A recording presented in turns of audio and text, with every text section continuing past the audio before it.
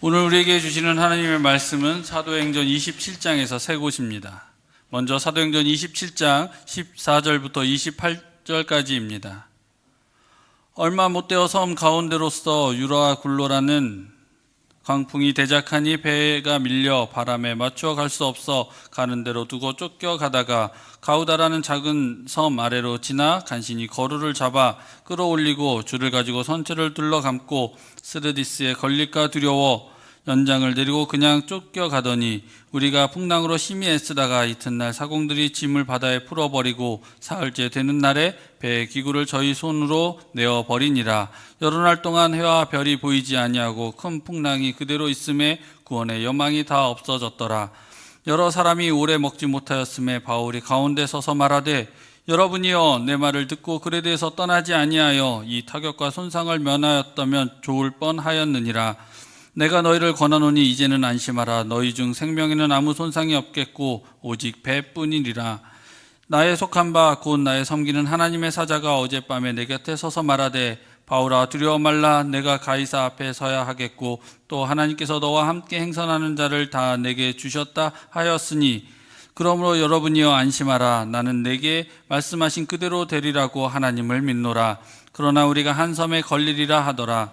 열 나흘째 되는 날 밤에 우리가 아드리아 바다에 이리저리로 쫓겨가더니 밤중쯤 되어 사공들이 어느 육지에 가까워지는 줄을 짐작하고 물을 재어보니 20길이 되고 조금 가다가 다시 재니 15길이라. 다음은 33절부터 37절까지입니다. 날이 새어가매 바울이 여러 사람을 음식 먹으라 권하여 가로되 너희가 기다리며 먹지 못하고 줄인 지가 오늘까지 10나흘인즉 음식 먹으라 권하노니 이것이 너희 구원을 위하는 것이요 너희 중 머리털럭 하나라도 잃을 자가 없느니라 하고 떡을 가져다가 모든 사람 앞에서 하나님께 축사하고 떼어 먹기를 시작하매 저희도 다 안심하고 받아 먹으니 배에 있는 우리의 수는 전부 276인이로라. 마지막으로 43절부터 44절까지입니다.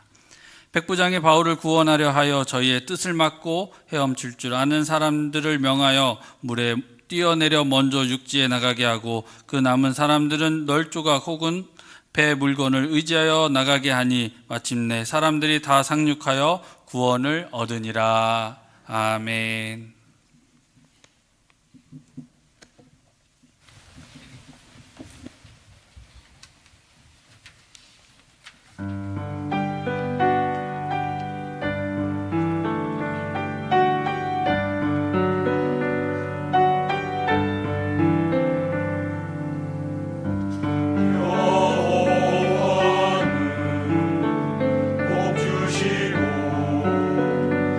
너를 지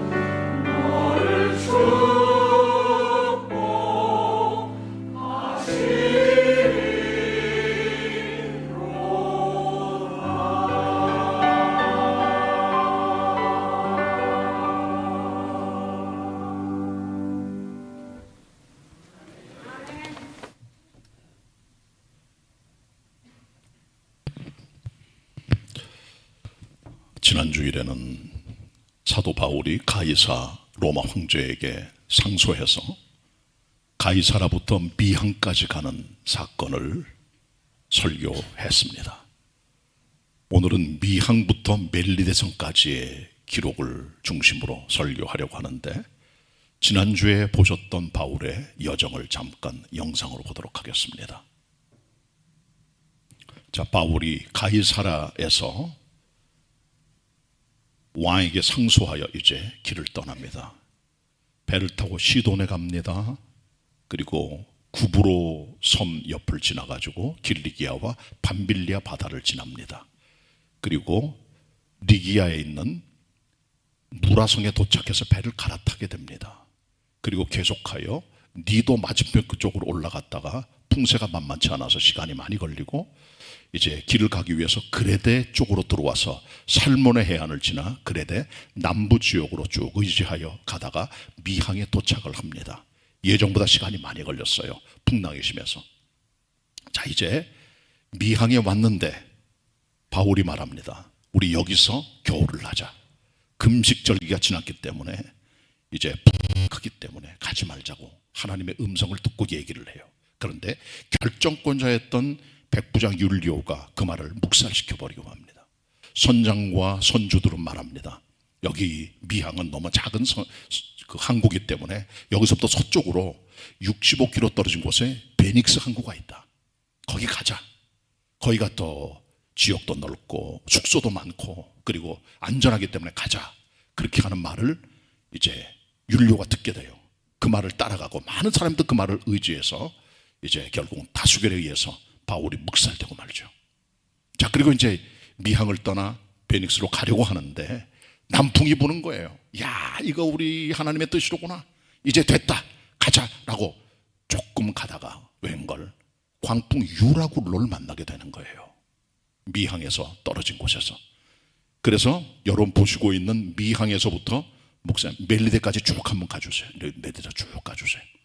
이게 800km입니다. 서울 부산 왕복하는 거리죠. 거기까지 가게 다시 미항으로 돌아갑니다. 자, 이 800km를 표류하는 거예요. 풍랑 때문에. 이 800km 표류하는 시간이 14일, 2주간이 걸린 거예요.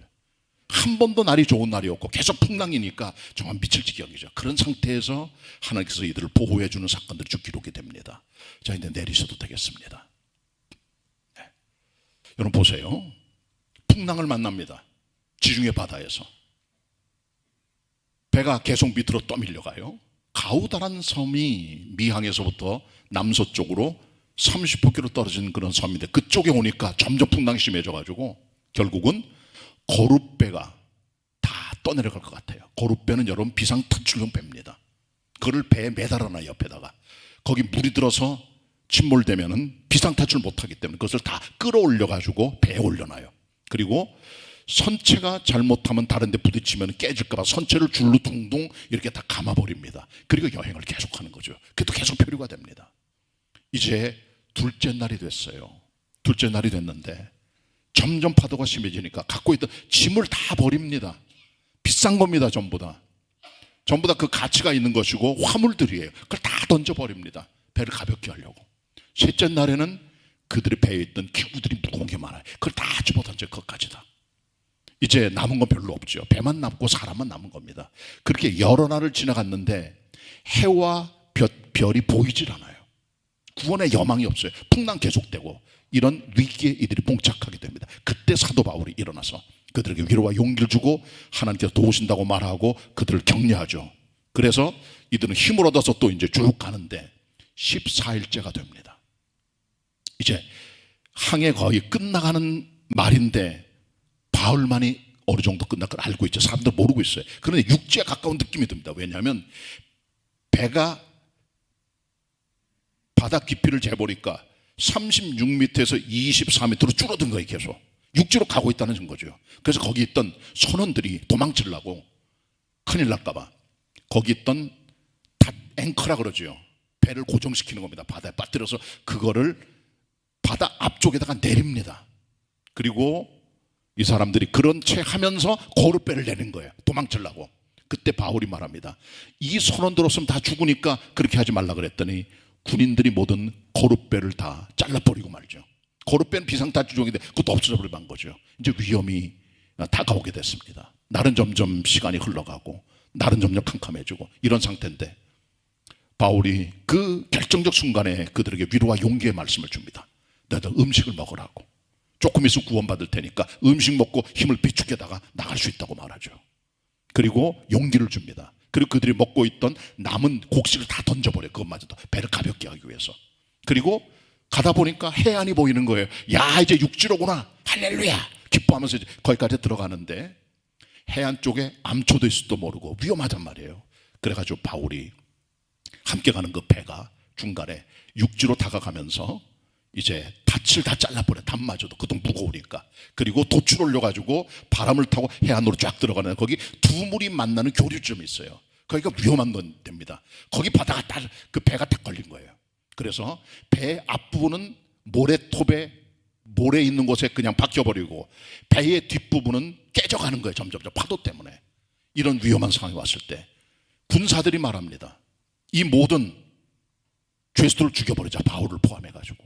왜냐하면 이들을 풀어주게 되면은 그들이 도망쳤을 때 책임은 군인들이 받는 거예요. 그럼 죽임을 당해요. 그래서 그들을 죽이는 게 마땅하다고 생각한 거죠. 그때 백부장이 바울을 생각해서 그렇게 하지 말라고 명령을 내리고 말을 합니다. 헤엄칠 수 있는 사람 헤엄쳐 나가고 그 다음에 헤엄칠 수 없는 사람들은 여기 있는 널판지나 아니면 배에 물건 의지해서 다 나가자 했더니 그들이 전부 다 상륙해서 276명이 살게 됐다는 게 오늘 본문의 스토리입니다. 30절 속에 들어있는 내용이에요. 그 삶이 멜리되었다는 거죠. 800km 표류한 겁니다. 유라굴로 광풍 때문에.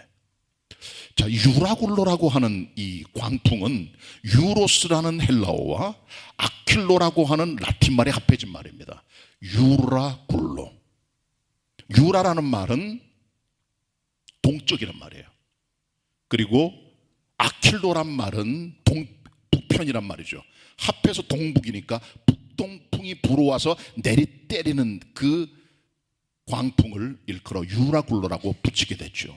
영어 성경은 유로클라이돈이라고 되어 있습니다. 이것은 어떻게 생기는 거냐 하면 그레데 섬은 지중해 한 가운데 있어요. 거기 높은 산맥이 있습니다. 아이다 산맥입니다. 아이다 산맥에서 찬 바람이 내려와요. 지중해 쪽에서 뜨거운 해양성 바람이 불면 함께 만나면서 돌풍이 벌어지면서 엄청난 돌풍을 일으키고 유라굴로를 만들어내는 겁니다. 태평양에 있는 타이푼, 대서양에 있는 허리케인, 인도양 쪽에 있는 사이클론과 함께 강력한 힘을 발휘하는 바람이 바로 유라굴로인 것이죠. 그게 발휘되면 살아갈 재간이 없기 때문에 지중해 다니는 사람들은 금식 기간이 지난 돌풍이 많이 부는 12월부터 1월달까지는 항해를 하지 않았다는 거죠. 그런데 이들이 감히 항해를 하다가 풍랑을 만나 죽게 된 겁니다. 자, 우리 인생에도요 유라굴로가 옵니다. 우리 인생에 순탄한 건 아니에요. 많은 유라굴로를 만나게 됩니다. 우리들은.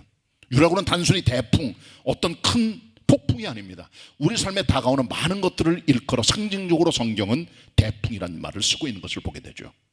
유라굴로가 왜 옵니까? 우리 인생에. 성경을 보면 인생에 폭풍이 들어오는 이유를 5가지를 얘기해요. 첫째는요, 일반적인 이유가 있어요. 군함, 여객선, 상선, 유람선, 많은 배들이 떠다니잖아요. 그 배들은 전부 다 풍랑을 만납니다. 어쩔 수가 없는 거죠. 모든 배들에게 일반적으로 다가오는 풍랑이 그들에게 옵니다. 특정한 게 아니에요. 일반적인 이유입니다. 바다를 건너가려면 어려움을 겪게 됩니다. 어떤 배라도 어쩔 수가 없는 거죠. 시편 107편에 보시면 선적을 띄워서 바다에서 영업하는 사람들, 어부들 아니면은 화물을 나르는 그런 상선들이 있다는 거죠. 그런 배들이 바깥에 나가서 바다에 딱 가게 되면 파도가 치게 되면 그 파도가 광풍이 돼가지고 밀어붙이죠. 그럼 이 배가 꼭대기까지 올라다 뚝 떨어지면서 비틀비틀거리고 사람들이 흔들거리고 여기가 어딘지 알 수 없고 토하고 막 그러잖아요. 그때 하나님께 기도하면 여호와께서 그들을 소원의 항구로 이끌어준다는 기록해주고 있죠. 이것은 일반적으로 얻어지는 광풍의 이유들인 거죠. 두 번째 이유가 있어요. 두 번째 이유는 죄와 불순종 때문에 얻어지는 광풍입니다. 하나님의 의도가 있어요. 하나님의 자녀들은 사생아들이 아니에요. 아버지가 있잖아요. 우리들은요. 하나님의 아들의 영이신 그리스도 영이 우리 안에 들어오고 하나님을 아버지라고 부르는 하나님의 자녀가 됩니다. 하나님의 자녀들은 하나님께서 그들을 관심 있게 보세요. 훈련시키세요. 아들을 징계하는 아버지가 있는 자들은 사생아가 아닙니다. 히브리 12장 말씀입니다. 하나님의 사람들이 잘못 간다. 하나님께서는 유라굴로를 보내십니다. 다루십니다. 혼내십니다. 바로 교정시켜 주시는 거예요. 이게 아버지의 일입니다. 요나서 보시면 요나가 하나님 명령을 어기고 니누웨로 가서 하나님 말씀을 증거해 그들을 회개시키라는 말씀에 반하여 요바로 가서 다시스로 가는 배를 타고 가다가 풍랑을 만납니다. 엄청난 풍랑. 그것도 유라굴로로 보여집니다. 지중해에서 벌어진 사건이니까. 사람들이 죽게 생겼어요. 그들이 신의 이름을 부릅니다. 제비뽑기를 합니다. 요나에게 당합니다. 요나가 말합니다. 이 큰 폭풍을 만난 것이 나의 영광이라. 나를 바다에 집어던져라. 집어던집니다. 물고기가 그를 삼키게 되죠. 풍랑이 잔잔하게 됩니다. 많은 인생의 풍랑들은 우리의 죄 때문에 와요. 불순종 때문에. 이것을 다루기 위하여 하나님께서 우리의 삶의 유라굴로를 보내주십니다. 역대하 20장에 보시면 유다의 성군 아하시아라는 그 여호사밧이라는 임금이 나와. 아주 훌륭한 임금입니다. 백성들을 말씀으로 양육하고 백성들이 하나님 앞에 나가도록 하고 제사를 부흥시키고 했던 그런 사람이에요. 근데 이 사람에게 결정적인 실수가 있었습니다. 뭘까요? 북쪽 이스라엘의 왕이었던 아합의 아들 아하시아랑 함께 교제했다는 거죠. 하나님의 거룩한 종이 불경건한 사람과 교제하며 서로 얘기하고 무역하고 함께 여러 가지를 주고받게 되죠. 하나님 원치 않으셨죠. 근데 이 두 사람이 마음을 합하여 결탁해가지고 에시온 게벨에서 배를 건조합니다. 하나님의 선지자 엘리에셀이 가서 외칩니다. 배가 파손되니까 그만두라고. 말 안 듣습니다. 결국은 그 배가 파손되고 말고 다 그냥 좌초돼 버려 말죠. 끝장나고 마는 거예요. 결국은 사업도 못 해보고 두 사람의 국가연합 배건조 사업이 완전히 파괴되고 말았죠. 하나님 앞에 불순종하고 죄를 질 때 하나님께서 그 앞에 유라굴로가 와서 우리의 배와 우리 인생을 파손시키는 거예요. 그게 두 번째 이유입니다. 세 번째 이유는 하나님께서 영광을 받으시고 하나님께서 주권자임을 나타내시려고 유라굴로를 보내세요. 복음서에 보시면 마태마가 누가 요한까지 전부 다 기록하는 사건이 있어요. 바로 갈릴 바닷가에서 풍랑을 만난 제자들의 사건입니다.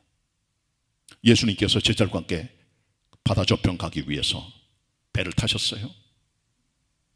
예수님께서는 배 뒤편에서 주무치고 계십니다. 풍랑이 막 일어납니다. 배에 물이 들어옵니다. 죽게 생겼습니다.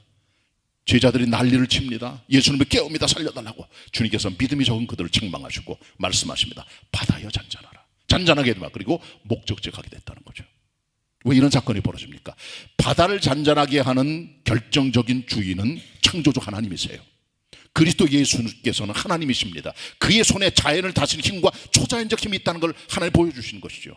하나님께서는 이 같은 유라굴로를 통하여 하나님의 능력을 얼마나 큰가를 나타내주는 주권자 되심을 나타내주고 있는 이유가 있다는 것 알아야 됩니다. 세 번째는 세계적인 우주적인 이유입니다. 지금 벌어진 모든 사건들은 지역적 사건이면 지중해 아니면 갈릴리에. 그러나 홍수 사건이 있어요. 창세기 6장 7장. 이것은 우주천의 대사건입니다. 지구에 벌어진 세계적인 사건이죠.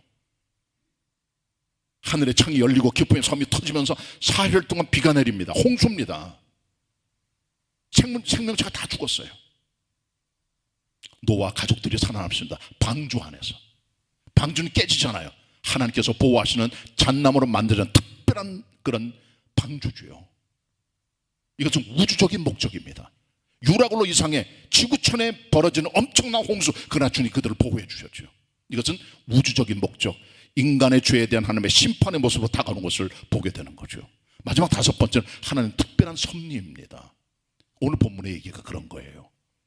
사도행전 27장에 보시면 하나님께서 바울을 통해 경계한 경계를 그들이 받지 않고 대다수를 믿고 경험을 따라가다가 풍랑을 만나게 되잖아요. 다 어려움을 겪게 됩니다. 결국 바울이 거기 중심에 딱 서게 되고요. 그들에게 격려를 주고 풍랑 중에도 하나님 말씀을 증거하면 그들에게 신뢰를 얻게 됩니다. 그리고 276명이 다 바울의 손에 달리게 돼요. 하나님의 특별한 섭리고 다 구원받게 됩니다. 바울을 통해 엄청난 영향을 받고 신앙으로 많은 사람이 들어가게 되고요. 특별한 주님의 섭리입니다. 인간이 실수했지만 풍랑을 만나지만 하나님의 도우심으로 그 있는 사람들이 하나도 죽지 않고 전부 다 안전하게 멜리드에 들어갔다는 이 사실은 하나님의 특별한 섭리가 이 배 가운데 있음을 보여주고 있다는 것입니다. 자, 오늘 저의 관심은 이 본문 속에 나타난 바울의 여정 속의 메시지입니다. 두 가지가 있어요. 이 본문에 보면 먼저 이들이 항해를 하다가 다 잃어버렸어요. They lost everything. 남은 게 하나도 없습니다. 미항을 떠납니다. 풍랑을 만납니다. 가우다 섬에 옵니다. 좌초 위기를 겪습니다. 계속 떠내려갑니다. 풍랑 만난 지 이틀째 되던 날 짐을 다 풀어버려요. 화물들입니다. 비싼 것들입니다. 다 던져버려요. 배를 가볍게 하려고. 셋째 날에는 어떻게 할까요? 배의 기구들, 선구들, 중요한 것들입니다. 배를 움직이는데 그거 다 던져버립니다. 무거우니까. 그리고 시간이 흘러 14일째 되던 날 사공들이 도망치려고 해요. 그때 그들이 도망하지 못하도록 거룻배를 다 줄을 끊어버리죠. 거룻배를 다 바다에 띄워버린 거예요. 도망치면 안 되니까. 근데 이게 실수였다는 거죠. 거룻배, 비상타출용 배도 지금 없습니다. 바울의 격려를 따라 그들이 음식을 먹어요. 남은 음식을 다 버려요. 그것도 무거우니까. 살기 위해서. 시간이 흘러갑니다. 멜리데 해안으로 들어갑니다. 배가 무거워요. 입안이 힘들어요. 그래서 닻을 다 끊어버리죠. 앵커를 다 끊어버린 거예요. 전부 다. 그리고 마침내 배가 깨져갑니다. 파손됐어요. 알렉산더리아 호가. 짐 잃어버렸죠. 배의 기구 잃어버렸죠. 거룻배 다 날아가 버렸죠. 곡식 다 날아가 버렸죠. 닻은 날아가 버렸죠. 배는 깨져가죠. They lost everything. 다 잃어버립니다. 남은 게 아무것도 없습니다. 하나님 가르쳐 주시는 거예요. 우리 인생에 가지고 있는 쌓아둔 우리 삶의 재산들, 우리의 삶의 명예들, 지위들, 건강들, 자녀들, 축복들, 주식들 어떤 것이라도 하나님께서 유락을 한 방 땅 던져버리면 그냥 끝나고 마는 거예요. 끝납니다. 그냥. 그게 무서운 게 하나님의 유락을 놉니다. 인간의 별거 아니에요. 겸손해야 돼요. 유락을 한 방에 끝나는 게 우리 인생들입니다. 별거 아닙니다. 우리 인생들이. 재물, 잠언 기자가 말합니다. 잠언 25장 5절에 23장 5절에 말합니다. 재물은 날개가 달려가지고 독수리처럼 하늘에 날아가 버린다는 거죠. 금세 날아가 버려요. 그게 재물이라는 겁니다. 우리 다 잃어버릴 수 있어 한꺼번에. 그걸 염두에 두고 살아야 돼. 겸손하게 하나님 앞에서.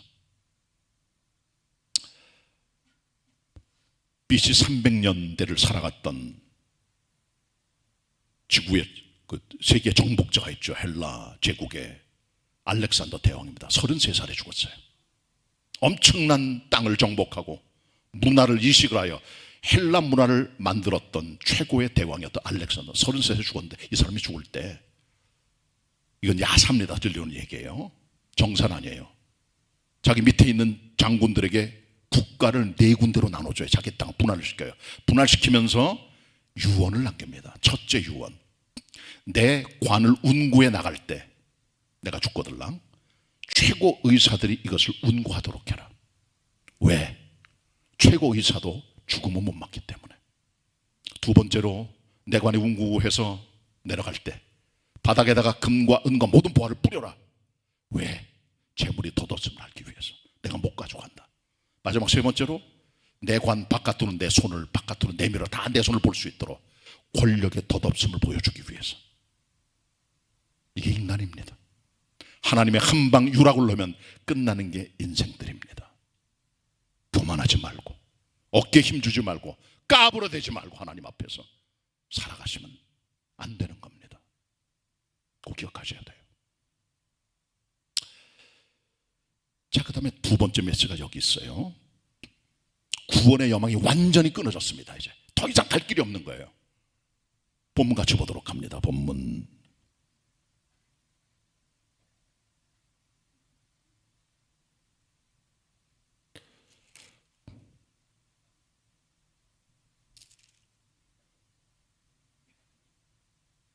20절입니다. 같이 읽을까? 20절 말씀 시작.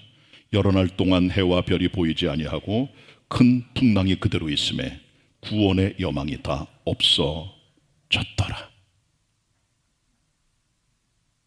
여러 날 동안 표류합니다. 해와 별이 보이질 않아요. 모든 게 캄캄합니다. 풍랑 계속됩니다. 구원의 소망이 요만큼도 없어요. 완전한 절망과 완전한 기진맥진이죠. 이게 이들의 모습이에요. 지금이요. 사람이 하나님 앞에서 구원의 여망이 끊어진 정도까지 내려가는 삶의 바닥을 치는 인생, 그때 주님이 손을 벌리세요. 그때부터 유라굴로 만나 깨진 인생, 그 파손된 배에 주님이 손을 내밀어 주시는 겁니다. 나는 힘이 없다는 고백이 나오기 전까지는 절대로 주님이 도와주지 않으세요. 난 정말 못합니다. 무기력합니다. 무력한 사람입니다. 아무것도 못합니다. 라는 고백 속에 주님이 다가오셔서 은혜 손길을 내밀어 구원의 선물을 주시게 되는 겁니다. 사람이 이 하나님의 은혜를 알지 못하면 자기 힘으로 살아요. 자기 주먹으로 살아요. 자기 자아로 살아요. 자기 열심으로 살아요. 자기 재주로 살아요. 자기 지혜로 살아요. 자기 마음대로 살아가요. 그게 다 깨져나가요. 어느 순간에 유라굴로 한 방에 다 무너집니다. 구원의 여망도 없고 소망도 없고 완전한 무기력 상태, 아무것도 없으면서 거기까지 내려갔을 때 그때 주님 손을 벌리시는 거죠.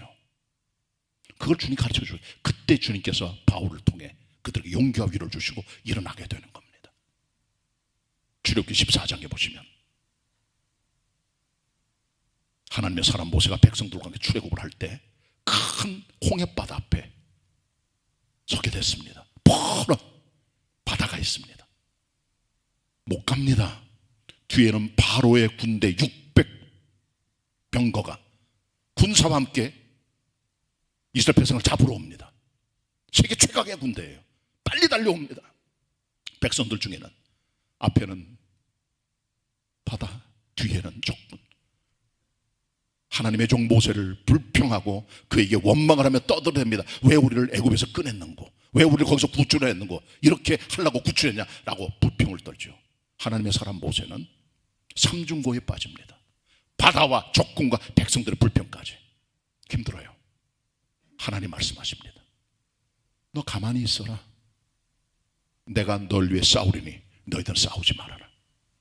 모세에게 명령하십니다. 내 손에 든 지팡이 바다에 갖다 대봐. 바다에 댑니다. 바다가 육지가 됩니다. 물결이 갈라집니다. 그리고 그걸로 통과하게 되죠. 절체절명의 위기 속에 아무것도 할 수 없을 때 그때 주님의 손이 함께함으로 주님이 싸우시고 주님께서 손을 내밀어 주시는 거예요. 사무엘하 9장 1절로 8절에 보면 무비보셋 얘기가 나와요. 두 발이 다 쩔뚝발입니다. 사울의 손자입니다. 요나단의 아들입니다. 이스라엘의 왕세 손이에요. 블레셋과 전투에서 할아버지 사울 왕이 죽고 아버지 요나단이 죽고 전쟁에 대표하게 됩니다. 그 소식이 왕궁에 들립니다. 5살짜리 무비보셋, 이 아이를 들고 뛰다가 유모가 아이를 떨어뜨려 아이가 그때부터 발이 부러져서 평생 불구자로 살아갑니다. 두 발이 다 쩔뚝발이에요. 혼자 설 수 없어요. 이 무비보셋이에요. 그리고 이 사람은 마귀라고 하는 착한 사람 밑에 들어가서 빌부터 먹고 살게 돼요. 왕의 후손들이 갈 데가 없는 겁니다. 왕권이 바뀌게 되면 다윗이 왕이 됩니다. 국가를 통치합니다. 왕이 되고 나서 국가가 안정되고 나서 그는 사울 집안의 사람에게 은총을 베풀려고 하죠. 자기 원수의 후손들입니다. 남은 자가 있느냐? 있습니다. 누구냐? 무비보셋입니다. 어디냐? 마귀의 집에 붙어 먹고 삽니다. 데려와라. 그가 옵니다. 왕 앞에 엎드립니다. 사시나무들도 두려워 떨어요. 자기 할아버지 사울은 다윗을 죽이려고 했거든요. 죽일 줄 알았어요. 자기를. 뜻밖의 말을 다윗이 합니다. 무서워하지 말아라 무비보셋아. 내가 하나님의 은총을 네게 베풀고자 하노라. 내 지위를 복권시켜서 너는 나의 왕자처럼 내 식탁에서 평생 먹고 살자. 왕족의 회복입니다. 지가 회복된 거예요. 내 할아버지 사울 집안의 모든 재산을 내게 다 돌려줄게. 기업과 유업들이 다 자기 것이 되죠. 그 하나님의 은혜 앞에 무이보셋이 왕 앞에 엎드려 한 말이 있습니다. 왕이시여, 왕께서는 어찌 죽은 개 같은 나를 돌아보시나이까.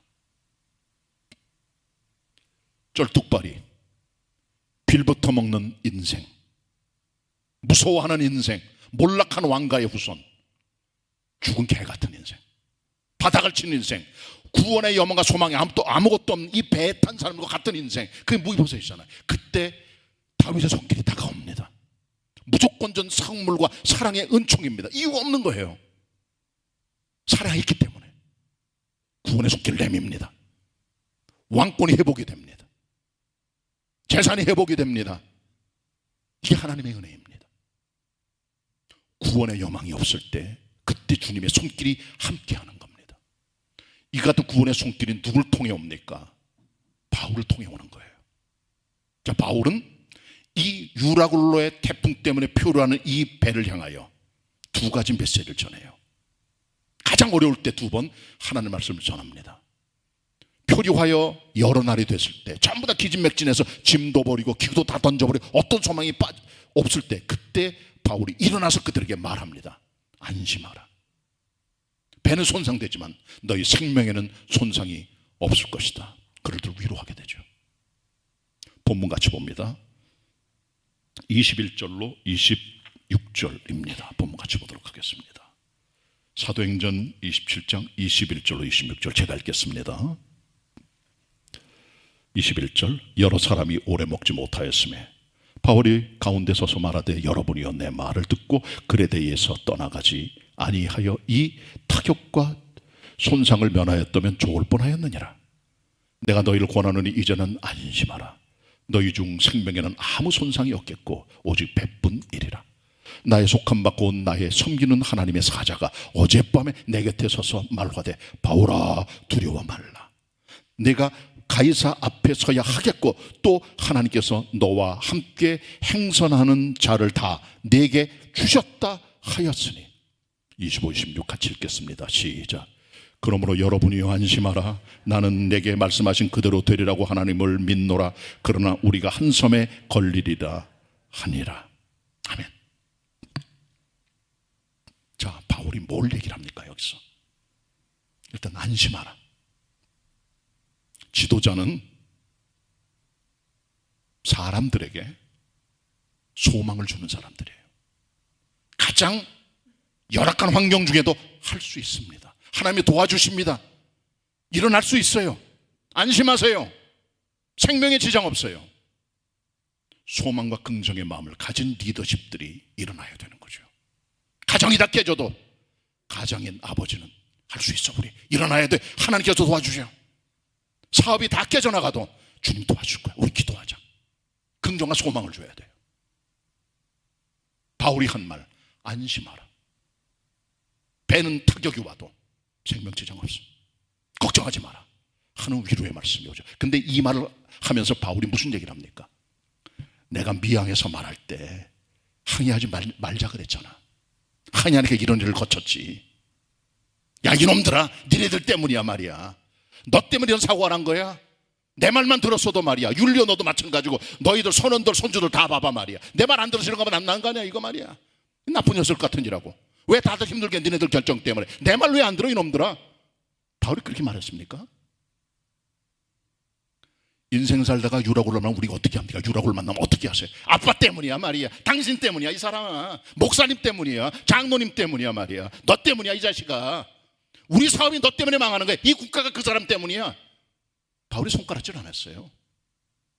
어려움 당하면 사람들이 서로 손가락질하고 난리치고 누구 책임이나 묻는 거죠. 누구 책임입니까? 아무도 없어요. 다 결정해 자기네끼리. 바울 말 안 듣고. 바울은 그들을 비난하지 않습니다. 이게 하나님의 리더십이에요. 그리고 이렇게 말합니다. 안심하라고 한마디는 짚어줘요.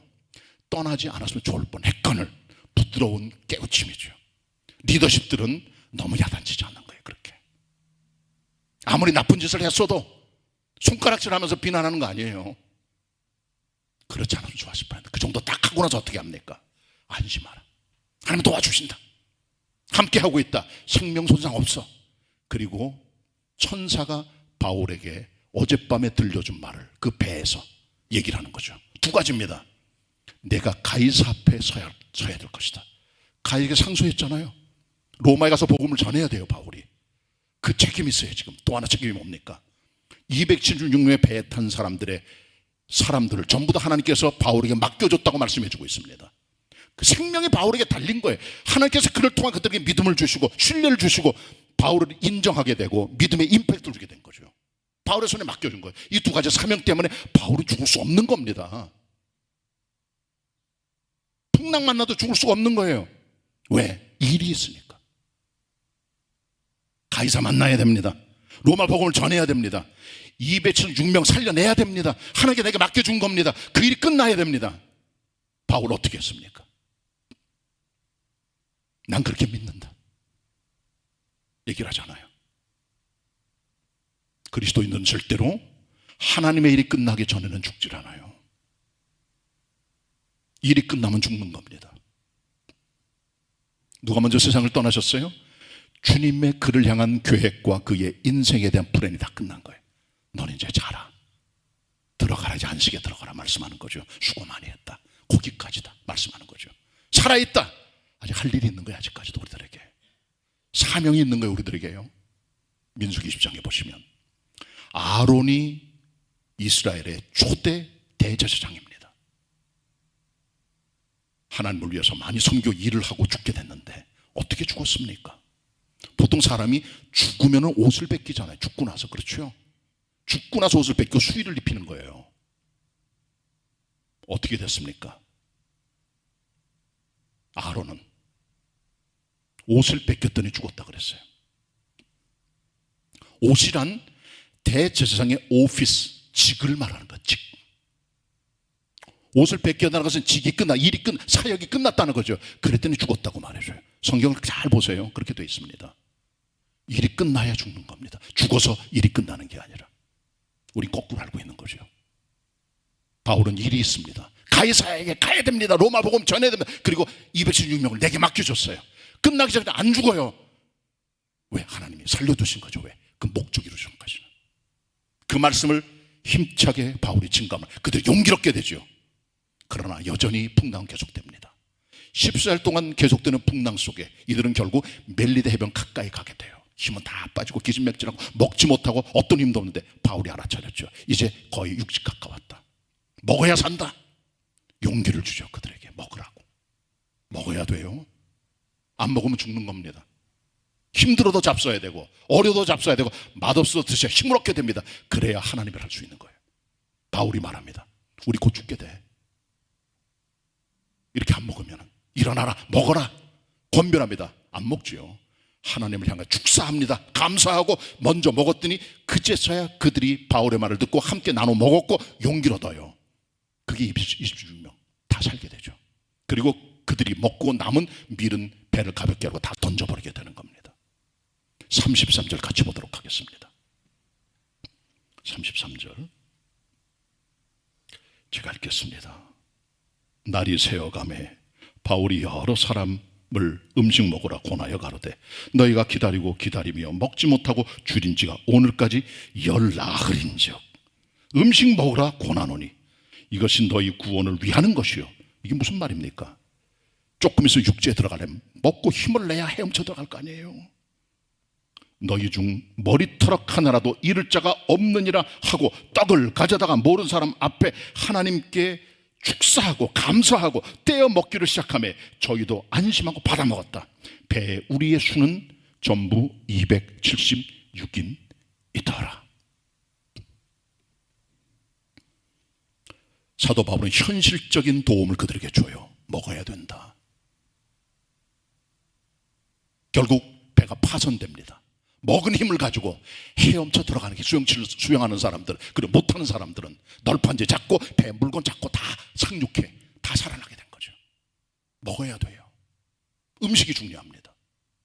현실적인 메시지입니다. 이게 우리 주기도문 보면 오늘날 우리에게 일용할 양식을 주옵시고 아주 소중한 말씀이에요. 열왕기상 19장 보면 하나님의 사람 엘리야, 불의 사자 엘리야가 아합과 이세벨이 그를 죽이려고 하니까 광야에 들어가 숨었어요. 로뎀나무 아래 잠을 잡니다. 피곤하고 힘들고 지치고 기진맥진해서 천사가 옵니다. 오르만집니다. 엘리야나 일어나라. 그 앞에 숯불로 구운 떡과 물 한 병이 있어요. 이걸 먹고 일어나라. 먹습니다. 또 힘이 들어 또 자요. 먹고 나서 천사가 또 오르만집니다. 일어나서 먹어라. 일어납니다. 떡을 먹습니다. 그리고 물을 먹어요. 힘을 얻습니다. 그리고 40주야를 광야를 걸어 호렙산까지 가서 하나님의 음성을 듣고 힘을 얻어 다시 돌아가 이스라엘 향하여 하나님의 복음을 증거하는 선지 역할을 감당하게 되는 역사를 우린 발견하게 되는 거죠. 먹어야 일을 하는 거예요. 현실적인 도움입니다. 자, 이 같은 바울의 두 개의 메시지가 결정적 순간에 이들을 살려낸 거예요. 안심하라. 말의 위로. 그 다음에 그를 향한 하나님의 음성. 또 하나는 음식을 먹어라. 말과 음식, 격려와 사랑, 안심하라는 메시지가 그들에게 힘을 준 거죠. 근데 여러분, 이게 바울의 여기까지 한계입니다. 바울은 사람이에요. 바울보다 위대한 분이 계세요. 우리의 캡틴 예수 그리스도. 바울은 풍랑을 잔잔하게 못했습니다. 풍랑 속에 격려하고 간신히 배가 다 깨져나가 상륙했을 뿐이죠. 그것도 대단한 사건이지만 여기도 위대하신 분, 우리의 인생의 캡틴 그리스도가 계십니다. 요한복음 6장 16절 21절 보면 우리 주님께서 제자들로 하면 너희들은 바다 저편 건너라 그랬어요. 제자 자기들끼리 바다 저편으로 건너갑니다. 돌을 젓습니다. 잘 갑니다. 날이 저물어 빛도 없습니다. 깜깜합니다. 10회리쯤 갑니다. 5 내지 6km쯤 왔어요. 풍랑이는 거예요. 감당 못할 풍랑입니다. 갈릴리 바닷가의 어부들, 잔뼈 굵은 사람들도 감당 못합니다. 갈릴리는 가끔 기상 예측이 불가능한 곳이에요. 빠져 죽게 됩니다. 주님은 아직 안 오셨어요. 가장 힘든 그 순간에 주님께서 바다 위를 걸어오십니다. 창조주, 우주의 섬지자, 전능자. 제자들이 예수님을 유령인 줄 압니다. 아, 유령이구나 이거. 무서워 떱니다. 그때 주님 잔잔히 말씀하시죠. 두려워 말라, 나다. 안심하여 기쁘게 주님을 배에 영접했더니 풍랑이 잔잔하게 되고 그 배가 목적지인 가버나움에 그렇게 된 거죠. 바울은 풍랑 잔잔하게 못합니다. 사람입니다. 우리에겐 사람이 아니라 우리 옆에 계시는 예수 그리스도께서 계세요. 그분은 풍랑을 잔잔하게 하십니다. 목적지로 이끄십니다. 우리의 캡틴이에요. 바울은 왜 캡틴이 아니에요? 그리스도만이 우리 생의 캡틴이에요. 사업이 깨져나갈 때, 건강이 깨져나갈 때, 자녀들이 깨져나갈 때, 가정들이 깨져나갈 때, 인생들이 깨져나갈 때, 국가가 깨져나갈 때, 교회가 깨져나갈 때 캡틴을 잘 세워야 돼요. 우리 배에 예수 그리스도를 모셔드리고 주님께서 주인데 항해할 수 있도록 갈 때 풍랑이 잔잔하게 유라굴로가 다 거쳐지게 되고 마침내 목적지에 들어가게 되는 것입니다. 예수 그리스도를 우리 인생의 캡틴, 선장으로 모시고 순탄한 항해를 하여 하나님께 영광을 돌릴 수 있는 성도들이 다 되시기를 축원합니다. 기도드리겠습니다. 하나님 아버지, 여러 가지 이유 때문에 저희들이 인생의 유라굴로를 만납니다. 저희들의 죄 때문에, 하나님의 어떤 섭리 때문에 유라굴로를 만납니다. 하나님, 이런 때 저희들 하나님을 바라보고 예수 그리스도의 삶의 배에 모셔드려 캡틴 삼아 우리 항해가 순조롭게 되게 도와주시고 우리 삶의 풍랑들 다 거쳐지게 하시고 모든 바다가 잔잔하게 해주시고 목적지 갈 수 있도록 우리의 삶의 주인으로, 캡틴으로 좌정하여 주시옵소서. 예수님의 이름으로 기도드립니다. 아멘. 은혜 받은